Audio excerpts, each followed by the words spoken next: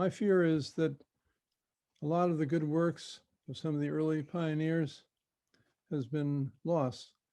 It's a little bit like the women's movement. Victories have occurred and new positions have opened up. And I think it's great for people to get employed as peer specialists, et cetera. But unless we also continue our advocacy and continue to question the status quo, we will end up repeating the system. We will become peer clinicians or lackeys really to the system.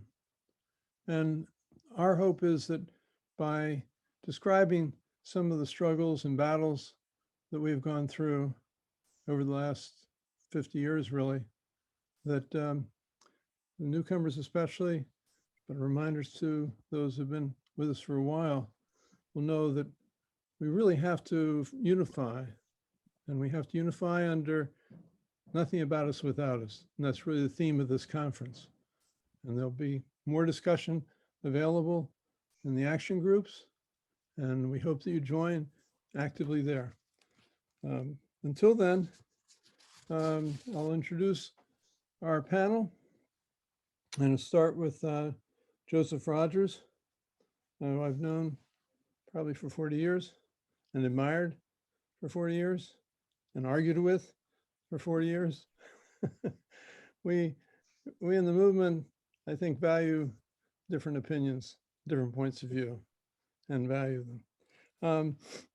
He's the founder of the mental health self-help Clearinghouse, and continues as the director of it, along with Susan Rogers. And I just want to say, this is an incredible accomplishment to get funding for the technical assistance centers, and really applaud Joseph for going right to the Senate and getting a line item for the technical assistance centers. Recognize that every one of the consumer-run activities has a thumbprint, fingerprint of some advocacy on it. So Joseph, you're on. Hello, everyone. It's so good to see everybody. That's 36th conference year. We have a little slideshow about the history of the movement. Thanks to my partner there for putting up the slides. This is the history of the consumer survivor ex-patient movement. We go to our next slide. We go back a long ways to advocacy has been what started all this. Where people wonder, well, how did we get to having peer supporters? How did we end up with people doing peer support?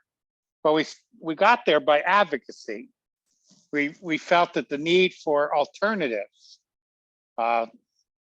Judy Chamberlain wrote a wonderful book called Alternatives in Mental Health. And what we needed was some other way to deal with people with mental health challenges. Next slide, please. Here's some of the earlier people that started back in the 70s. Judy Chamberlain, Sally Zinman, Jay Muller, Ed Knight, Roy Frank, Joseph Rogers, Bluebird, Dan Fisher, David Oates, George Ebert. These are all people that early on recognized that we could speak out and have our voices heard and began to organize. That's the key to this thing. You can't do it by yourself. If you're a peer supporter working in a mental health program, you are just one individual, and you can't do anything really much by yourself in terms of advocacy. You can be the greatest peer supporter in the world, but you need to be organized with other peers to have any effect as an advocate. So advocacy and getting organized is what this is all about. Next slide, please. Some of our tools that we use to get organized, back then we had, back in the 70s, it's in 72, we had Madness Network News. It was all the news, all the fits that were news to print. And it was very anti-psychiatry. The early days of the movement was very anti-psychiatry. I think we've become broader, though we still are very critical of psychiatry. We are critics of psychiatry because we are looking for change, and we don't accept the status quo, and no one should accept the status quo. I don't think psychiatrists should accept the status quo. We're not there yet. We don't know enough about what was needed for somebody who's in crisis. We don't have enough services and resources for somebody in crisis. We don't have housing. We don't have supports for jobs. So we're very critical of the status quo. Next slide, please. As I said, Judy Chamberlain wrote a book called On Our Own, Patient-Controlled Alternatives. And this is where we began to look at the idea of peers helping peers, self-help mutual support, which isn't a new idea. And it's not new to our movement. Probably the oldest form that we know of in the United States and around the world is the movement of Alcoholics Anonymous, which was started by people in recovery from alcohol who found that the best people to help each other overcome and get into recovery from alcohol were people who had lived experience. You'll hear that expression, lived experience, the lived experience of struggling with alcohol. Well, we have the lived experience of being labeled mentally ill, of struggling with mental health challenges, and we can support each other. And Judy proposed that we could do it in our own peer-run programs. Next slide, please. Some of our values are control and choice, our own control of our own lives. Choices, we need choices. We can't be just handed a cookie cutter. We're different, we're all different. We're different ethnically, we're different culturally, we're different, just basically different human beings with different needs. And we can't be just told, go to this clinic. There's one clinic in town. You're going to go to that clinic. You're going to listen to the one doctor. You're going to take the one medicine. We need choices. We need our own self-control and self-determination. We need empowerment. A great advocate for that was Howie the Heart. Next slide, please. One of the early tenets of the movement was the right to refuse. If you don't have the right to refuse treatment, you don't really have any rights at all. If you're forced into treatment with no right to refuse, you're under the control of another person, and there can't be much choices. The Rogers in this decision wasn't me, but it established that right to refuse psychiatric drugs. One of the early tenets of the movement. But next slide, please. We're a civil rights movement. We're a civil rights movement of people who have mental health challenges. We're a civil rights movement of people who've been psychiatrically institutionalized. We needed a civil rights movement where we're being treated in discriminatory ways and are treated in discriminatory ways. People talk about stigma, but more of a movement, we like to talk about discrimination. That what happens is we are labeled, and once we're labeled, we're discriminated against. And we need a civil rights movement, just like women, just like African Americans, just like Native Americans. We need it. We need a civil rights movement. Next slide, please. One of the early things that helped us boosted the civil rights movement was the protection and advocacy for the mentally ill, which established in every state legal counsel and legal support to help protect people's rights, living in institutions, living in community settings, people that have been in jail. If you don't know about your protection and advocacy for the mentally ill program, just check it out. Just put your state name in and PAMI, and you'll find out what's in your state.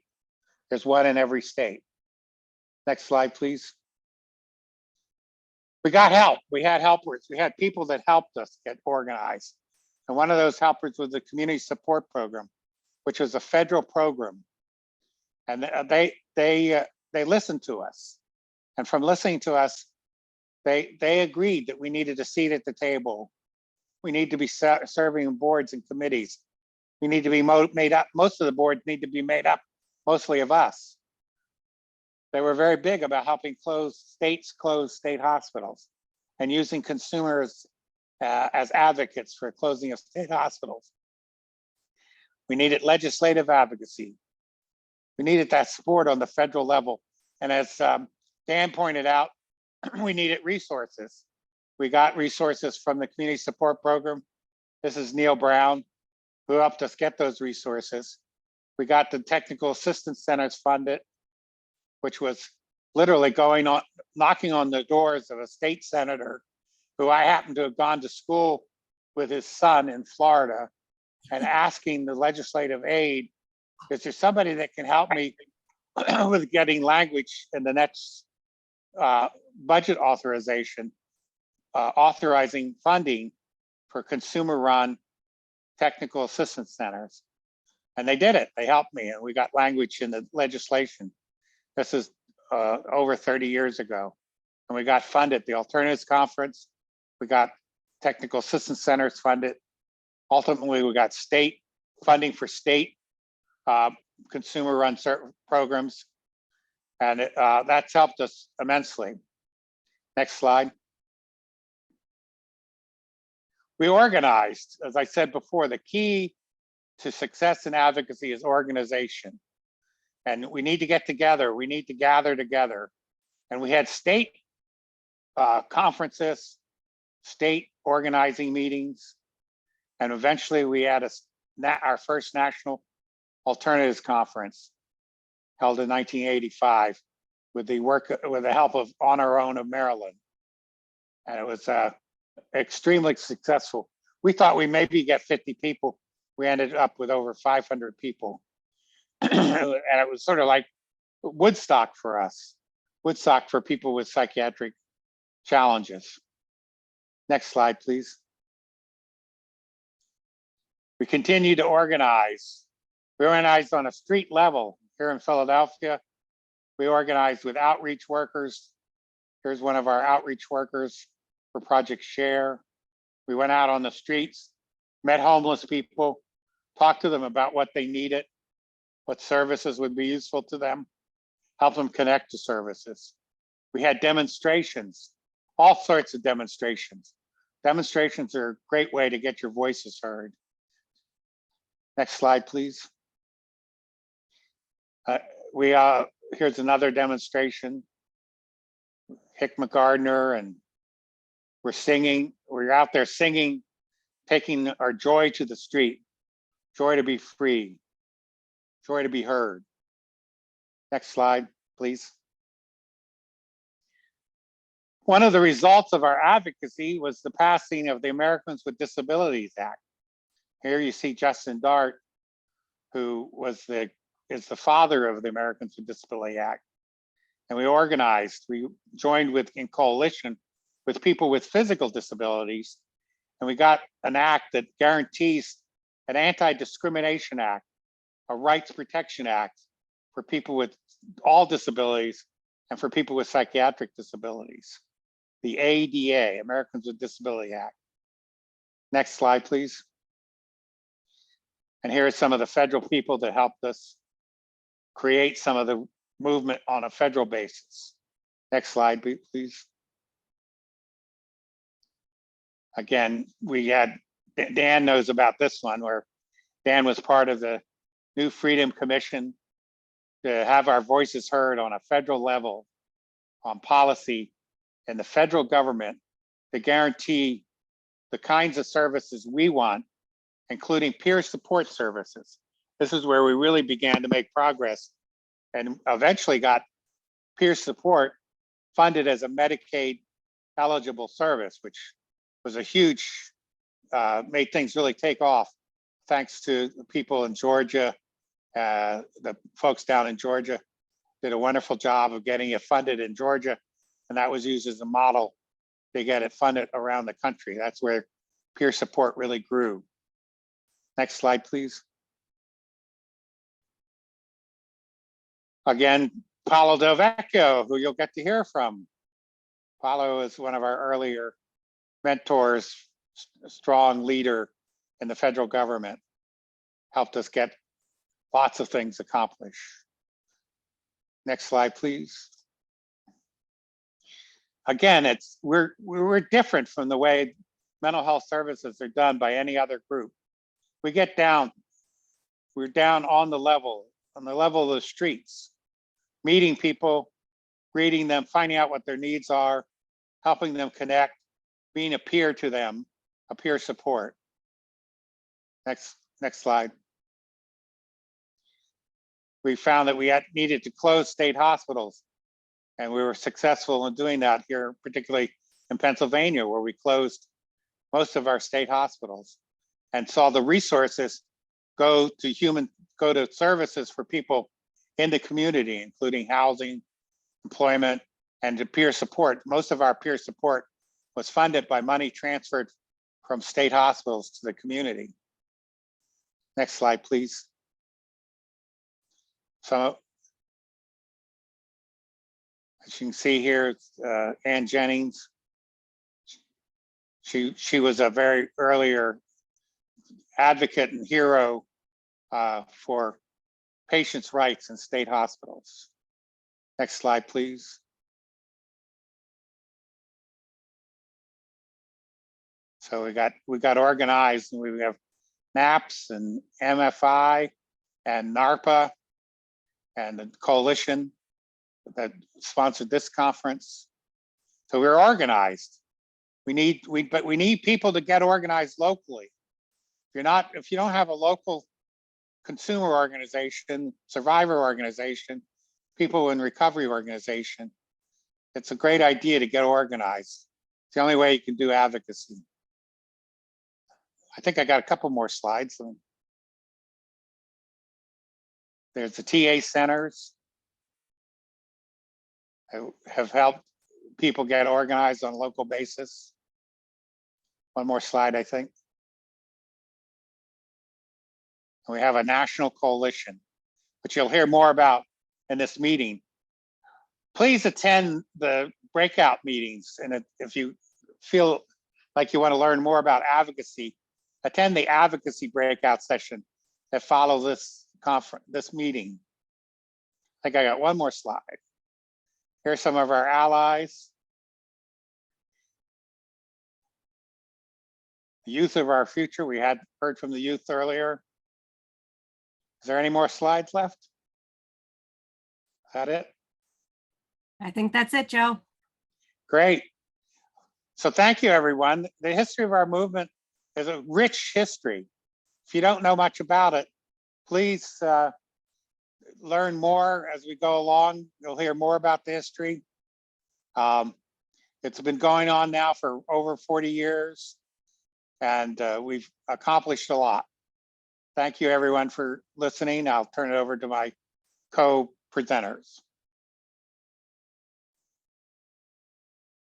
Thank you, Joe.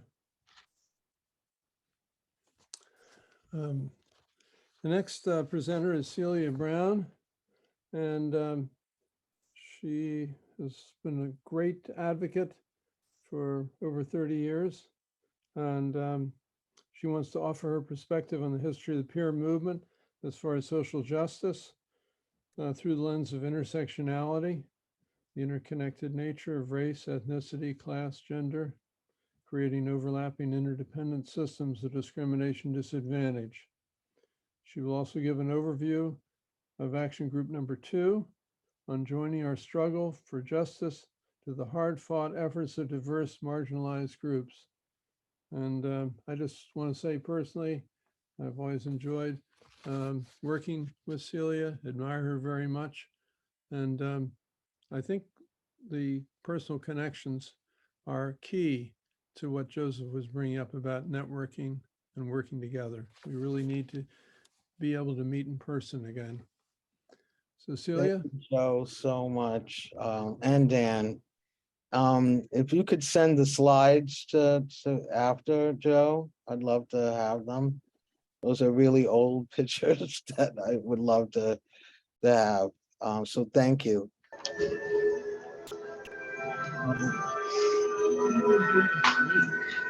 Told him I would.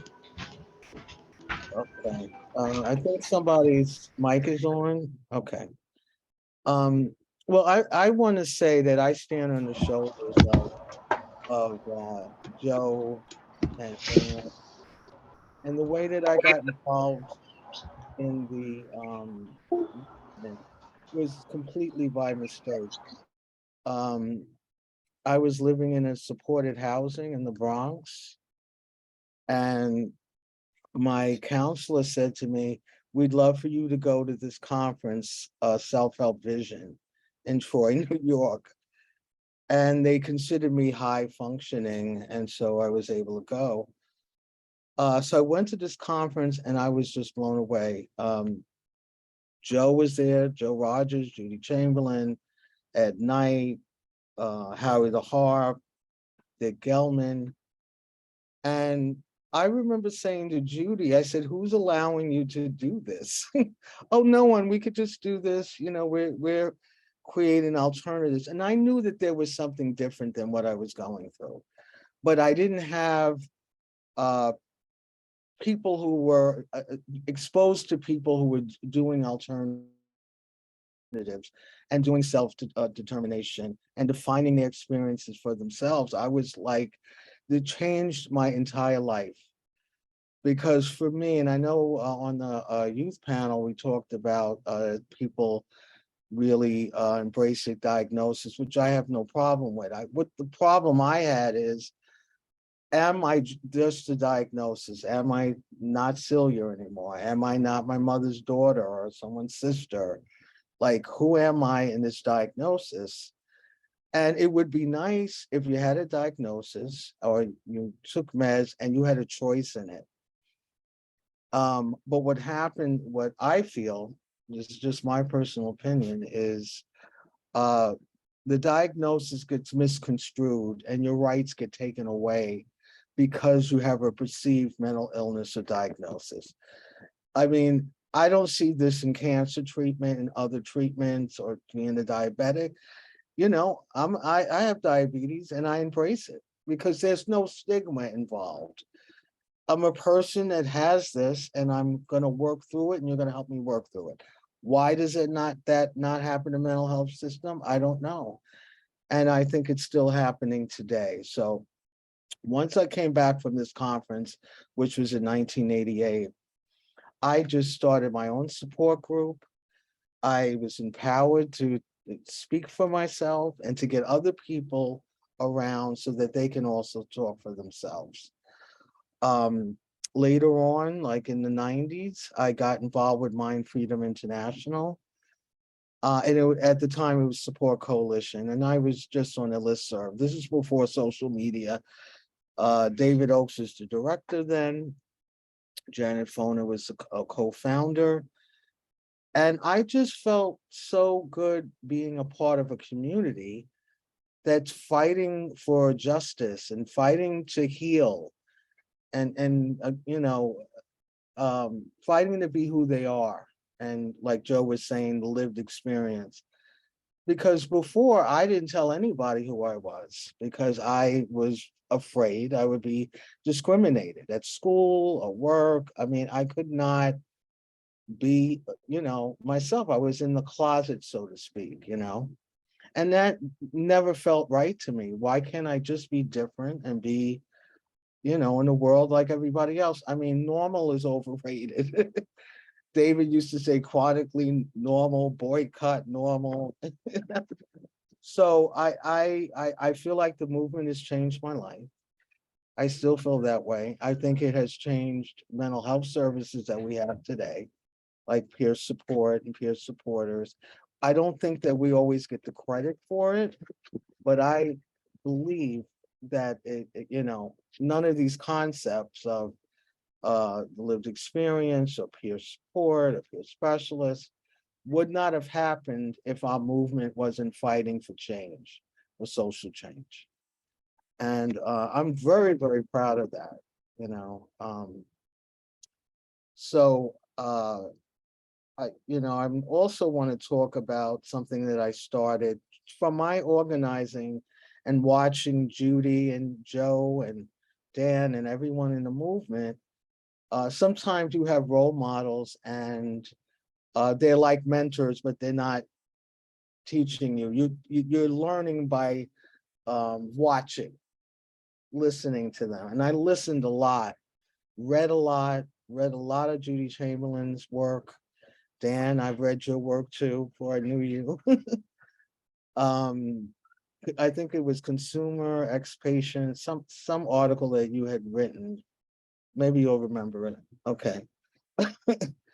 But I was just I kept reading, and Madness Network News. I got the later editions. I wasn't a part of that, but I got Dendron from MindFreedom.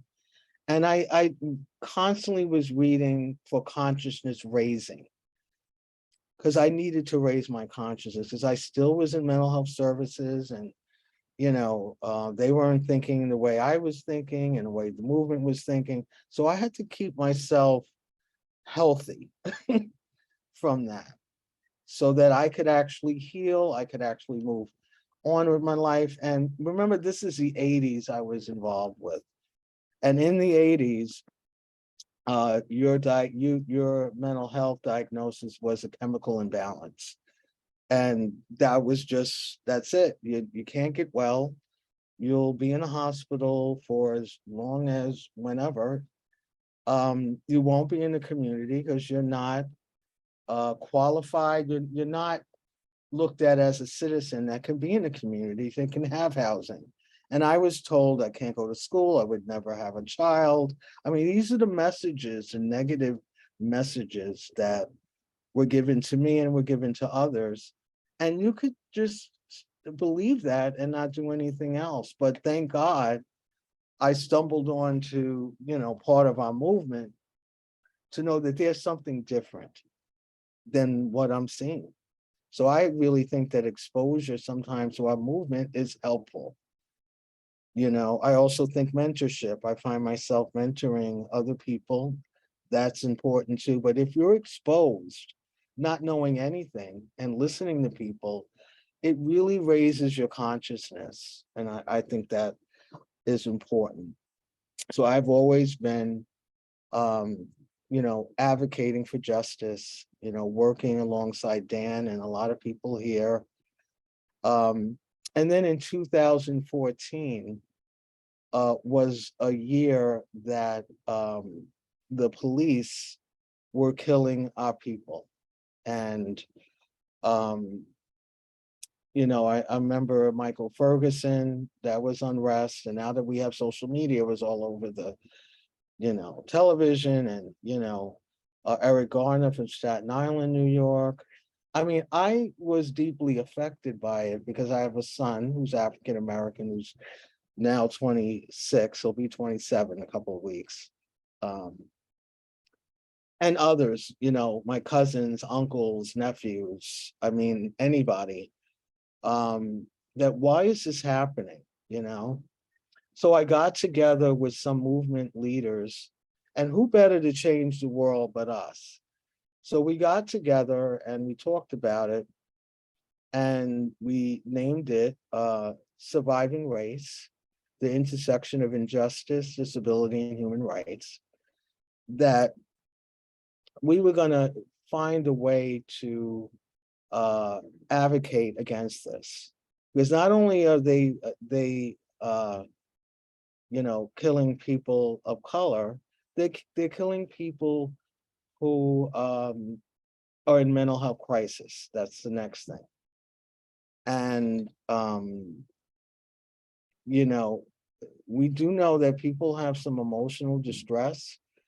They have well-meaning family members and loved ones who call the police, and they come over, and, maybe the person is lunging at them or not acting the way they think they should act. And, rather than the police trying to de-escalate, talk with them, if they need to be subdued, not kill them, but maybe taser or something like that. But we have seen people dead. There's so many people I could name. And I feel that this is something that all of us as a movement need to deal with, because crisis is here, 988 is here. We're trying to have peers as responders, and in some states that's not happening. There'll still be involuntary commitment, and it won't be only of us, of psych survivors, it'll be of people who are homeless. There'll be people who are in substance use or, in criminal justice. So all of this now intersects us. And we have the tools in order to fight this and to do advocacy. We have a Facebook page. I encourage you all to join. We work together as BIPOC, that's the new language, Black, Indigenous people of color, and white allies. Together, we work together, because I want to see a world that we all respect our differences. We don't need to understand it. You know what I mean? We don't need to understand what each person is going through, but we need to validate who they are. It's just very simple. And if you have questions, you ask the person questions. So we're trying to intersect psychiatric survivors, peer advocates, activists, the LGBTQ community, people with disabilities, and some of us now have physical disabilities. So we're all in this together. So it's not you're here, separate here. No, we're all together and we can all learn from each other. And it's not easy because, this work is hard. You need support, you need people. Sometimes it can trigger trauma response. And sometimes you're not able to advocate. I remember Eric Warner's daughter was so distraught. But she turned her anger into activism and did a wonderful job. But she was finding out that she wasn't getting support and funding to help her with, these campaigns she was having. And that's what can happen to us. We get burned out from this. We want to fight. I mean, to me, activism is energy to me. But eventually you need support in order to do the work. You need to heal as well. And you need love. Martin Luther King wrote a book about strength and love.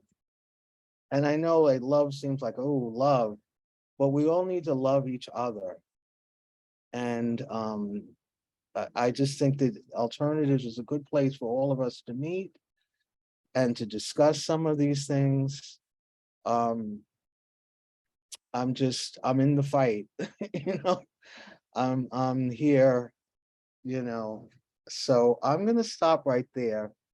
And Dan, thank you for our next speaker to come. Thank you, Celia. And very, very much from the heart. And definitely agree with you. Thank you. Next speaker is Amey Dettmer, and she'll speak on the topic of where the recovery movement history meets the current day. So she'll bring us up to today. Amy's involvement in the peer and recovery movement during the last decade. She plans to shed light on her view of the movement today and the importance of preserving the movement's history as peer support expands to new spaces and systems. Our history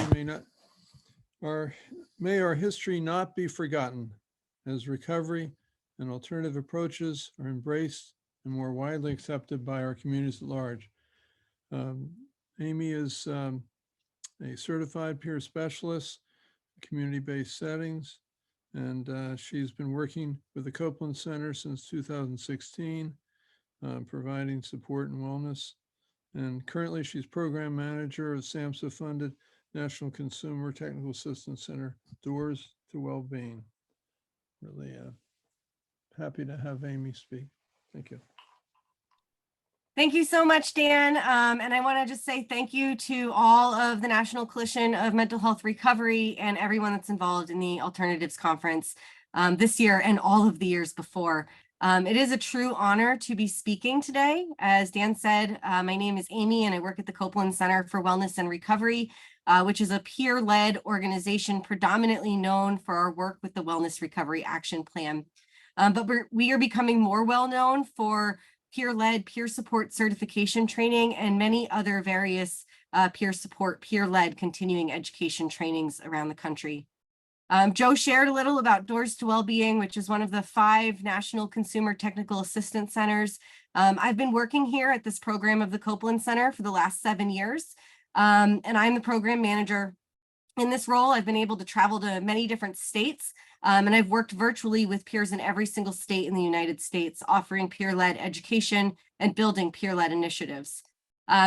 This Technical Assistance Center wouldn't even be here if it wasn't for the work of the giants before me, as Joe said. So I come today really as a baby in this movement compared to Celia and Joe, who have really been historically rooted in this movement for many years. I want to give a hats down to Joe and Celia for all of your hard work and commitment to the social justice and human rights over this movement. I came into this movement in 2011 when I took a peer support specialist training in Northeastern Pennsylvania. I was 21 at the time and I turned 22 actually in the training. So I really was a baby getting involved in this, and I'm privileged to have gotten involved at such a young age. A few years ago at a National Association of Peer Supporters conference, I heard Chaku Mathai speak, and he said words that have resonated with me and have stuck with me ever since, which is, I was raised by this movement. Me too. This movement has taught me the values that I choose to live by and how to be who I am meant to be in this world. To be honest, it wasn't until a year or so after going through the peer support training that I understood that this movement was actually founded on social justice and human rights. I came into this movement at a time when Pennsylvania was working on the closure of state hospitals, and I watched movement leaders celebrate and allies celebrate their closure. I firsthand witnessed and worked with people who left these settings after spending nearly their whole lives there. I came into this movement at a time when our behavioral health systems were adopting more community-based approaches and moving away from institutionalization of those of us with mental health challenges. These closures were a result of the Americans with Disabilities Act and the Olmstead decision, a result of legislative action that demanded people dignity to be included in communities of their choice, just like everyone else. These closures were a result of the leadership of this peer support and recovery movement, as we've heard from others. So much credit is owed to the many leaders who have come before me. As I moved on into roles of peer leadership throughout my journey with peer support, I have had the honor of meeting many of the movement leaders.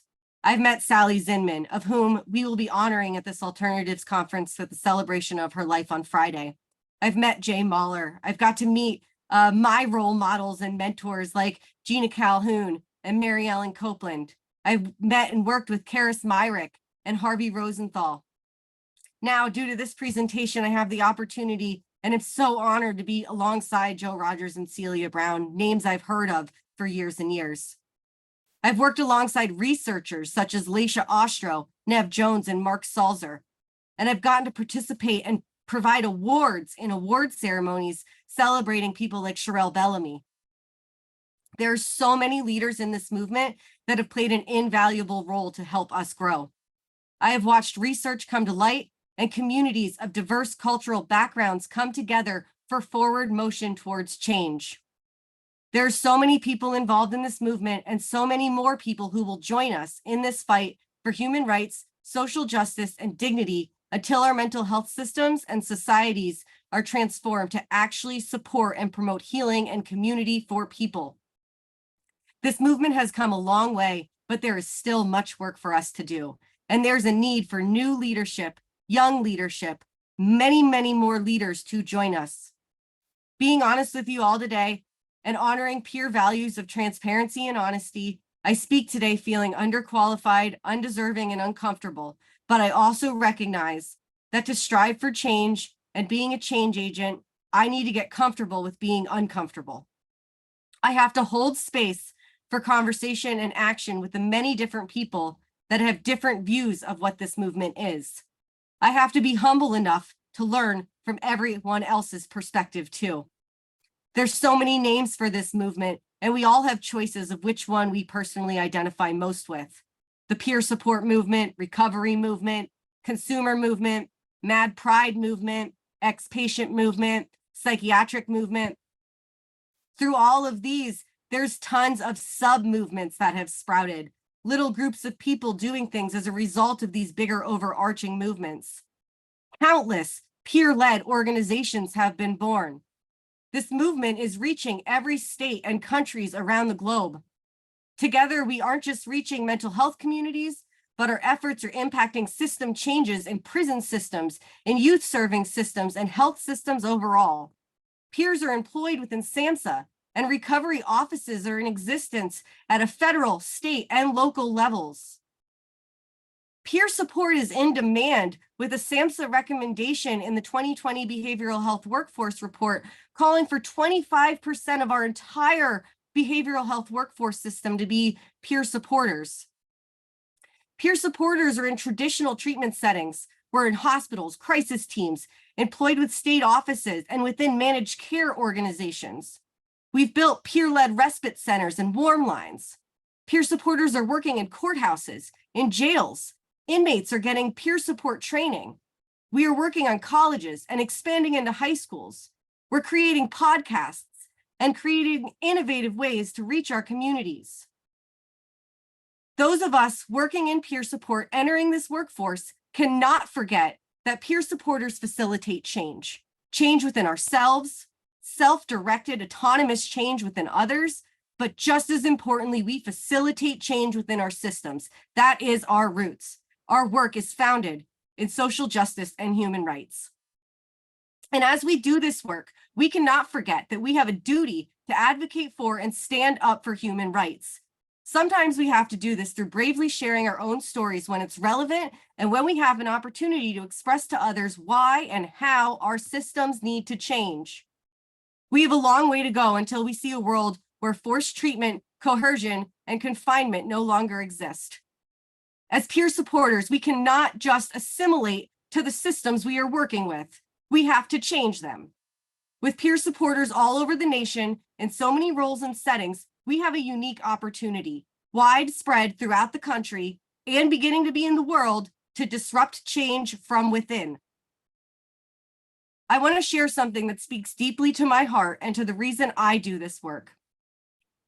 Like many others I have met, I was court committed without criminal offense, forced into a treatment at a youth residential treatment facility with an undetermined amount of time that I would be spending there. I spent about a year there. You may have heard of these places in the news recently, referred to as the troubled teen industry, aka TTI.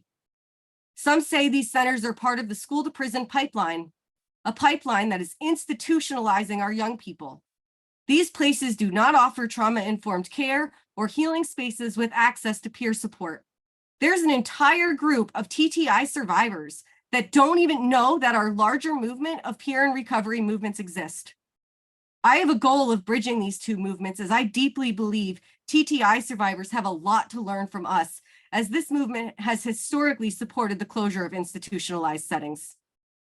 In October 2021, the National Disability Rights Network released a document on the findings of conditions of children placed in for-profit residential treatment facilities. I'll share the link with you in the chat later. This report outlined abuse in these settings: physical, sexual, and psychological abuse. It stated reports of children dying from restraints that are continuing to happen in these settings. Of course, facilities claim that restraints and seclusions are a last resort, but I firsthand know that not to be true. The reports claim from the National Disability Rights Network that the overuse of medication is commonly occurring. We know as adult psych survivors that these treatments cause harm. These young people need our help. We have moved mountains, but we have more to do and more systems to change. The conclusion of this report from the National Disability Rights Network is that simultaneously, one, state and county governments must immediately stop placing children in dangerous residential facilities. And along with that, community-based systems of support must provide a continuum of services to meet the needs of children and youth. It states that the number of children who enter institutions should progressively be brought to 0.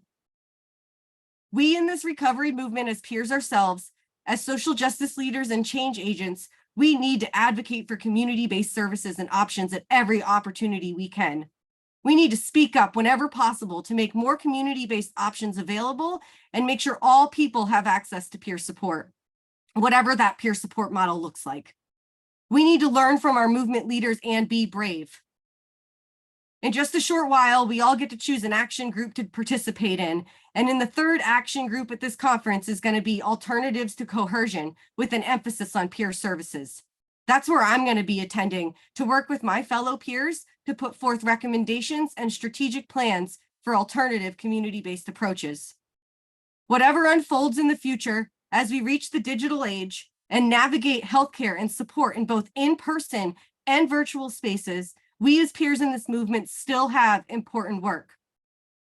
We need to make sure that peer support values are embraced, valued, and honored in all spaces where peer support exists, whether that's clinical or peer-led programs. A peer supporter job is not just a career or a place of working with others in mutuality, wellness, and recovery, but an opportunity to change systems to not cause harm. We need to make sure our history is not forgotten, and we can't stop fighting until our systems are treating people with dignity and respect. Our younger generations need to be invited into this movement, as we heard from our youth panel. They are our future, and our future is now. Joseph's last slide was about Letty Elenis. I wouldn't be here today if it wasn't for the doors that Letty opened for me. Letty left a legacy of youth voice in this movement, and she backed her words with actions. In order to get young people involved, she paid them to be here and kept elevating into leadership. We all, myself included, need to be asking ourselves, how do we make sure our young people have an opportunity to be connected with us? We need to make sure they don't just have a seat at the table, but they are valued and they have a voice that is heard. We need to make sure that our movement's history is carried into our future and that our social justice and human rights efforts are not forgotten as we continue to navigate the waves and roller coasters of our system and our work as peer supporters. Today, I ask you to ask yourself, how will you make sure our youth of today are supported in this movement? And how will you keep the legacy of this history and this movement alive? Thank you all for allowing me to speak my passion today.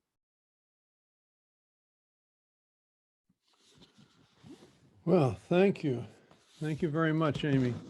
Could feel your passion. And that's really the source of our movement, is that passion. And it's unfortunate you went through the experiences you went through, but they forged in you a great strength. And that's very, very important. And you overcame a lot to even speak today. And I admire that too. We have a few minutes for some questions, comments. There've been a lot. People really have liked this. One I saw several times and I share it. How can we get this history systematically across, not only to peers as part of their training, but to providers, to family members, to society at large? Any thoughts that you all as panelists or you all as Dan, participants might have? It's amazing. I have been doing the history, but just in New York, like the peer specialist history. And I have providers and researchers and different people who want me just to do that training. I mean, it may be a little bit of a challenge to get it out in our community, but it really needs to get out there. And I wish I knew how. But Well, how do you do it? How do you get it out? well, I have to say some of my family members, they get me out. Isn't that weird? Oh, my sister's doing this or my cousin's doing this. So they invite me into, like I was at my sister's a math teacher, and she asked me to come and speak for Career Day. And I did. And I talked a little bit about the history and peer support, and it was really great talking to the middle school kids, So that's one way. Local connections. Yeah. Amy, Joe? Amy, you did a great job. Good wrap up for our panel, and looking forward and working the issue of youth and youth so-called programs, huge issue. Thank you for adding me. Amy, thank you too, and thank you for recognizing me and Joe, but your presentation was great, and thank you for it. I'm glad it's being recorded. Okay. Yeah, thank you, Celia and Joseph. Just, the honor to be here and learn from you and get to hear from leaders, holding up signs, doing the protesting, doing the on the grounds work that needed to happen in the early days of this. It just truly is a genuine honor. If there was another specific question, sorry, I missed it. I got caught up in the chat trying to read whatever I missed during me talking. Just how to get this word out. Do you speak publicly, Amy, as you did today? Well, I mean, I guess I would personally say yes, take the opportunities when you can. It's always very challenging for me to say no to an opportunity to do that. And I try to share this with, every person I'm on a call with when an opportunity presents itself. I think I seen something in the chat about peer training should have an element of the history of this movement in it. And I know that, sometimes we learn so much in whatever time frame that training can be that maybe we're caught up in how do we actually do this as opposed to the historical nature. History was not my specialty in school, so it was usually the thing I pushed aside. But I recognize the importance in it now. But I think that, all of us continuing to talk about it at every space possible is key. And to make sure that those young leaders that are invited, that are part of, and the more people we can get involved, the more we can keep this as a priority in conversation so it doesn't get lost. Because I think, I heard Shireen, who I think is running one of the action groups, talk in a conference a few weeks ago about where's the movement, and it's almost like it's being forgotten as peer work is being done. And we can't be having that because there's a lot of work to happen. Very good. We have some hands up. Yvonne Smith. Let's see if I can open up, unmute. Say, Unmute. Dan, I was trying to unmute. Mhm. yes, sorry, there's Um, questions in the chat too, but go ahead.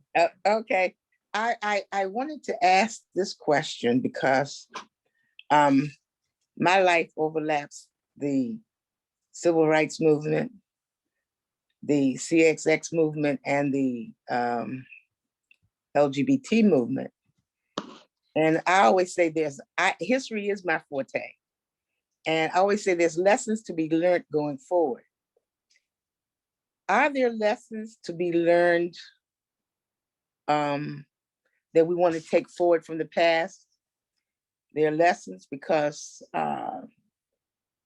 we have peer specialists, we have peer programs in a lot of places. And a lot of this history is because other people fought for it.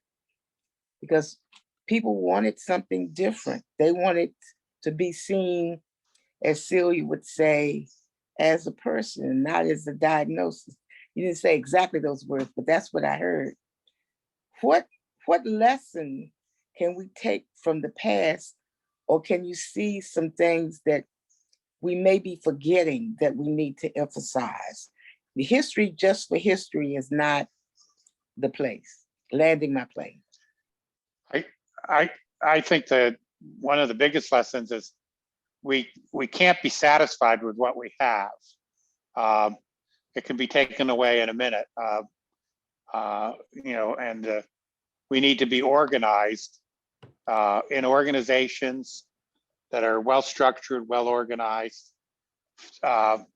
fighting for these rights, because, tomorrow some legislation, unfortunately, this election is next week, and it doesn't look like it's going to go as well as we had hoped. And if they change the House and then unfortunately may change the Senate, we could see a real attack on human rights, and we need to be organized to fight those attacks. Okay. Malcolm had an interesting point and a reference. Malcolm, let's see, can you unmute Malcolm or unmute yourself?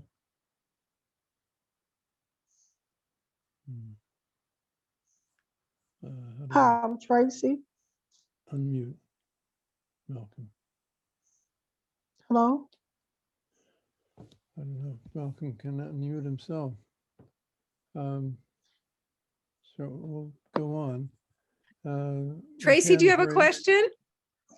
No, I've been trying to participate in the question that one of the moderators presented about one of the ways or suggestions of how to get this information out to providers or politicians. Here in DC, collaboratively, there was a group of us that would reach out to core service agencies, meaning providers. We would reach out to council members, and we went to the mayor's office, and we offered to orientate these entities on the benefit of having peers, the benefit, and also taking the stats with us to show that it was evidence-based, that this thing really worked. And this is something that is a win-win approach, because not only will you have people there to meet other consumers where they are and build for them, it will be a good way for them to build rapport and feel comfortable. People were falling through the cracks because the lack of communications between the community support workers and the homeless man sleeping on the tents. When they would see people coming, they didn't want to engage because of paranoia, because of psychosis, because of symptoms. But peers going in, showing these providers that this is an evidence-based practice. We can speak the language, we can identify, and that it is an effective approach. And I'm also a forensic peer specialist.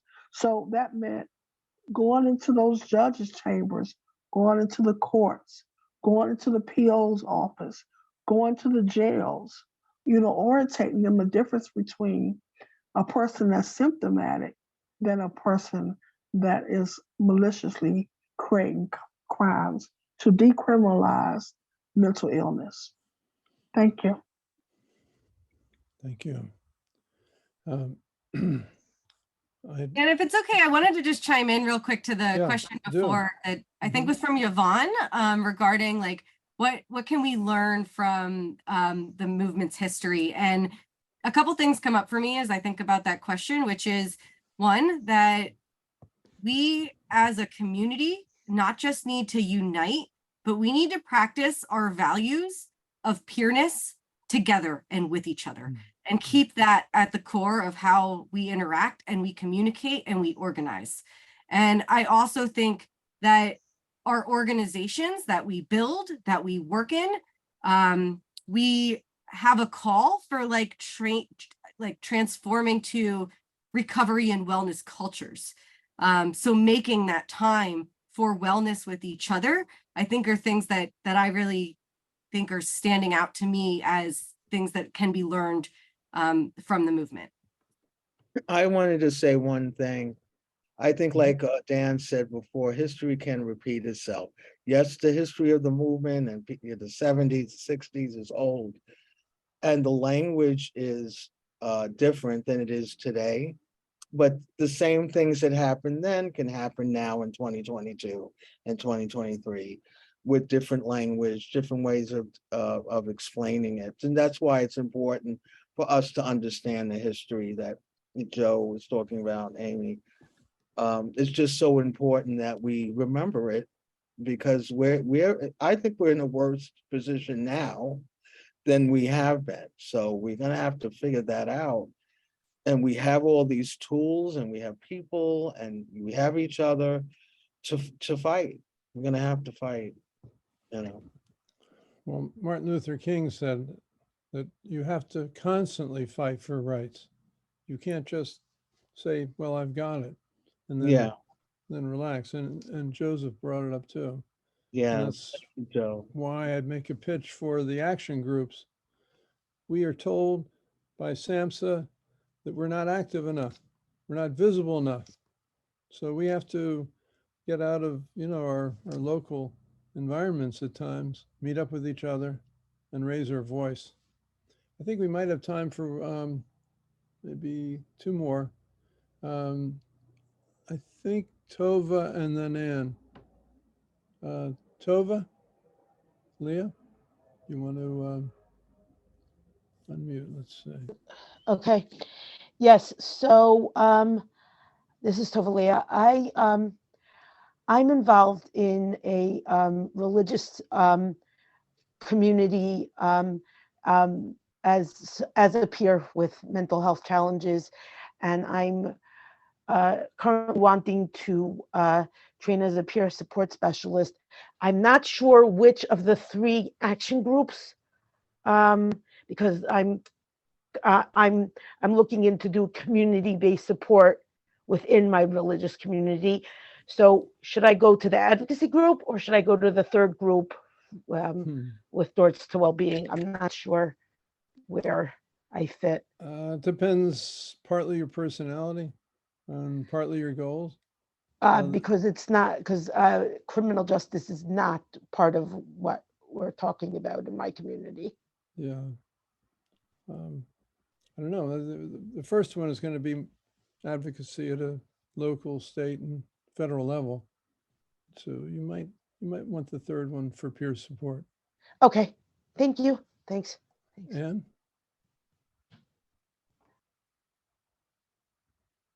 Can Ann unmute? Ann unmute.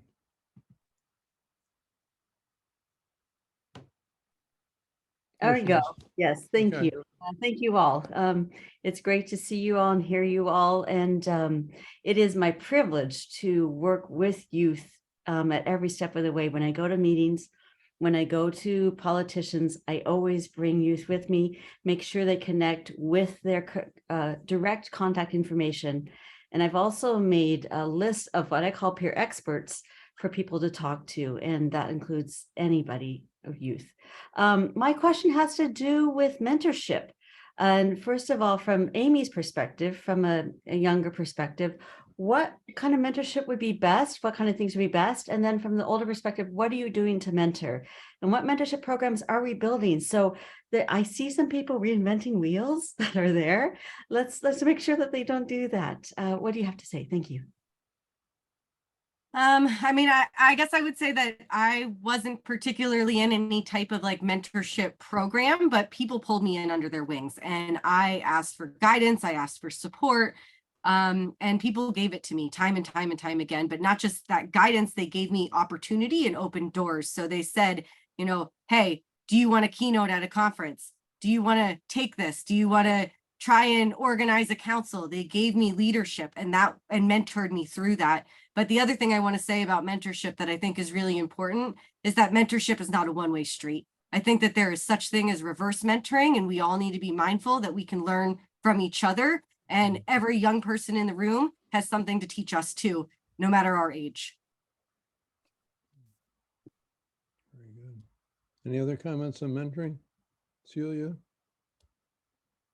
Like to say something about mentoring? I think sometimes mentorship comes naturally. Like the word isn't even used, like sometimes people come to me and say, can I talk to you about an issue I'm going through for an hour? And I'm like, sure, sure. And then we'll talk. And then it becomes like mentoring. But it can be just a natural thing that, people want to talk to me, or they want to talk to Amey or Dan or Joe, and they don't call it that, but we're doing it. So.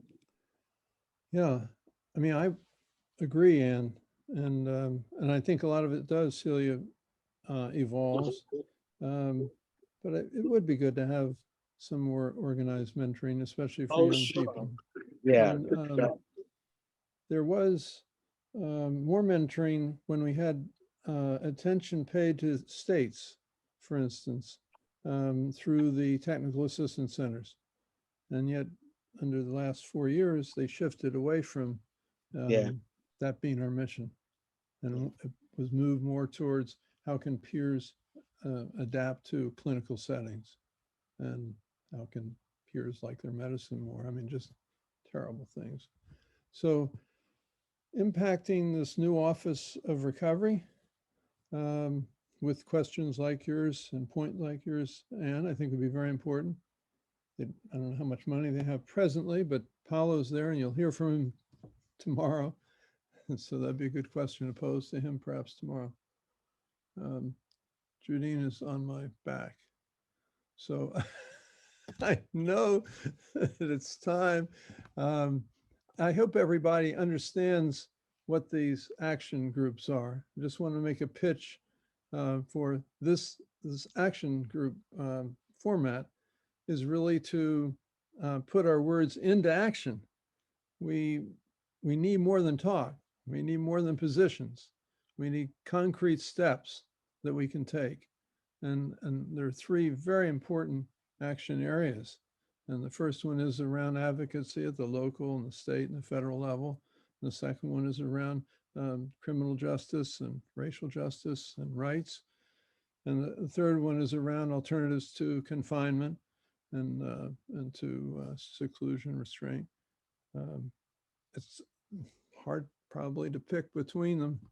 It is desirable to try to stick with, one particular theme, because we'll come up with recommendations, which on the end of the 3rd day will present to the larger body, and they will inform the National Coalition during the next year as to what are our priorities and how we can work together to do it.